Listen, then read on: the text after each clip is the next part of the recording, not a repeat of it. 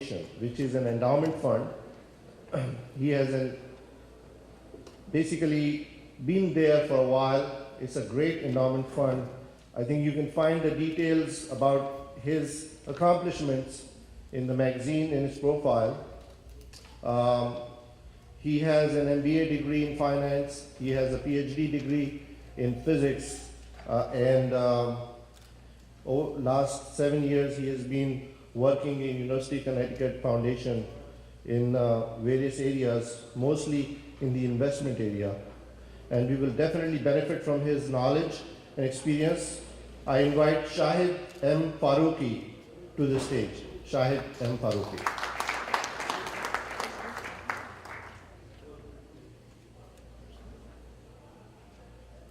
Our next guest is a great friend of Kennedy University, a graduate of 1974 in mechanical engineering, and he spent his 28 years working all over the globe, mostly in the Gulf area, and he has gone back to university to serve. After the new vice chancellor was appointed, he requested him to come and help, and he graciously accepted his invitation, and currently he is the advisor to the vice chancellor of Kennedy University Engineering. He came here all the way from Pakistan, accepting our invitation. I really thank him, and I invite Sayyid Ishtiyaq Ahmed to the stage.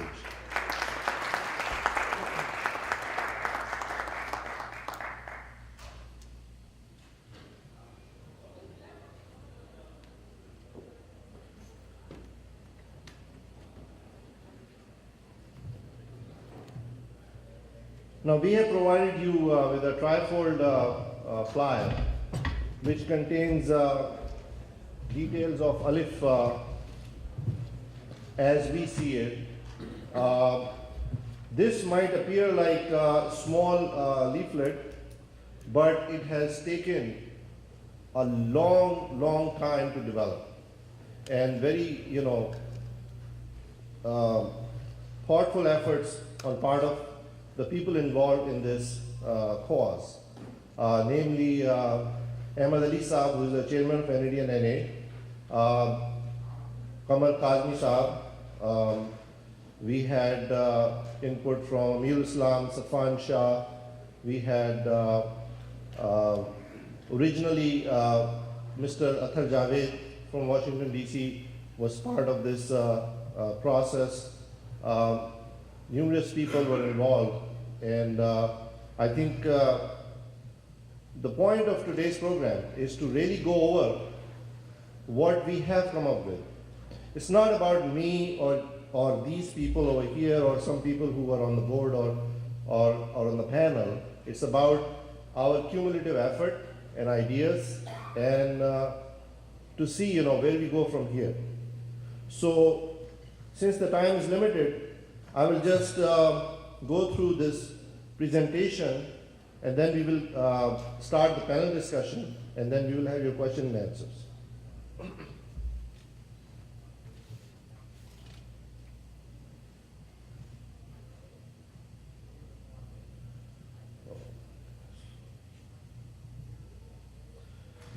Well, just start with this nice quotation from Buddha, which said, to live a pure, unselfish life, one must count nothing as one's own in the midst of abundance. And we sure have a lot of abundance in this country. And then Martin Luther King said that whatever affects one directly affects all indirectly. I can never be what I ought to be until you are what you ought to be. And this is the interrelated structure of reality, basically alluding to the fact that if we make others better, we will be better ourselves. Now, NND today has 8,000 plus students, which is a long way from where we were back in the early 80s. It has 24 different programs compared to 3 or 4 when we were back in NND. It has 442 faculty members, 900 teaching support staff, 1,120 non-teaching staff, And, you know, I think that's all the yeah. That's it. That is yeah, all. the last, The last one is wrong. last one is not relevant, sorry about that. The annual budget is about 18 million or less. It's less than 5% of the combined income of Canadian in North America, and I'll get to that in a little bit. So our goal is to invite everybody to be a catalyst for transformation. Now, endowment fund, faculty and student enrichment programs. Basically what the endowment fund is that money is put together in a fund, and then you go ahead and utilize it in certain areas. Generally speaking, our goal is to assist the university in these certain areas, which can be expanded or shrunk based on the input from you and the panel members. Now, where are the 5,000 Canadians? Everybody talks about them. Basically, we have been doing this alumni programs for 9 years. Before that, there were informal gatherings. People would gather for ETH programs, and they would do all kinds of get-togethers. But formally started gathering in about 8-9 years ago. And now, with the advent of all these kind of technologies, there are so many ways to connect Canadians with each other. And I think based on the database that we have, I mean, we have 2,000 Canadians database. And we know there are so many who are not part of this database. So there is an effort that needs to be made, which has to be a cumulative effort. And we would invite you to give your ideas to bring them into the circle. Well, the common theme that we have is that we should do more. I mean, Canadians donate millions of dollars to charitable causes, literally millions of dollars. And Canadians, collected hundreds and thousands of dollars for flood relief and other programs. Basically, they are giving donations to foundations or associations like Koshish in Silicon Valley, NSRI, Open, and TCF, DIL, HDF. I mean, they are giving money to every possible organization you can think of. But NAD does not have a formal endowment fund. Fund components. Generally, endowment fund has these components that you can see on the screen. Trustees and managers, we need to create an ability and credibility to manage the funds. And trustees have to have a vision for the long term. And most importantly, our collaboration with the NAD University of Engineering and Technologies administration, in which in the recent few months we have been very, very successful. Now, NAD Alif has evolved. Alif has evolved incrementally over the years, obviously, and we are all inclusive. Nobody is denied participation.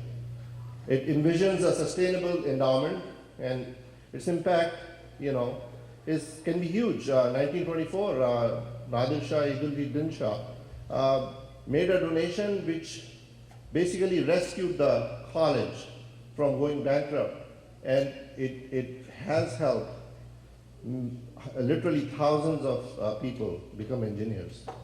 Now, this is an illustrative example. It not necessarily means this is exactly what's going to happen, but we thought that we share that with you, that if we try, and I think we can comfortably say that it is possible, that in this year, which is only a few months remaining, we create or raise $50,000. And in the following year, we raise $200,000.